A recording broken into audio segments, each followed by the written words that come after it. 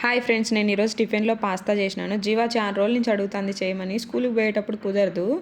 ఇప్పుడు దుబాయ్లో సెలవులు కదా, ఎండాకాలం సెలవులు, అందుకోసమే ఇప్పుడు ఇంట్లో ఉంటే చేసి పెడుతున్నా. స్కూల్లోకి అందరూ రకరకాల టిఫిన్ తెచ్చుకుంటారంట. దోశ, ఇడ్లీనే నా రోజు, నాకు వెరైటీ ఏమన్నా చేసి పెట్టమ్మా, వాళ్ళు ఏంటి ఏంటి అని అడుగుతున్నారు. దోశ, ఇడ్లీ ఎత్తుకోపోతే అని అంటుంది. ఇది పెద్ద ప్రాసెస్. స్కూల్ లేనప్పుడైతే వీలుగా తీరుగ్గా చేసుకోవచ్చు. దీనికోసం నేను ఫస్ట్ నీళ్ళల్లో ఉప్పు, నూనె వేసి ఉడకబెట్టుకొని ఆ వేడి నీళ్ళన్నీ వంచేసి మళ్ళీ చల్లనీళ్ళు బట్టి వంచేసిన. చల్లనీళ్ళు బట్టి వంచేస్తేనే అది అతుక్కోకుండా విడివిడిగా వస్తాయి.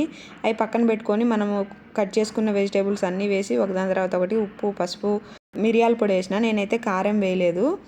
ఇది కార్న్ఫ్లోర్ వాటర్ కలుపుకొని వేసుకున్నా.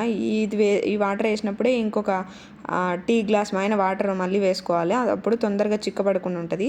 తర్వాత మనం ఉడకబెట్టుకున్న పాస్తా వేసి టమోటో సాసు, చిల్లీ సాస్ వేసిన. అంతే, మన పాస్తా రెడీ అయిపోయింది.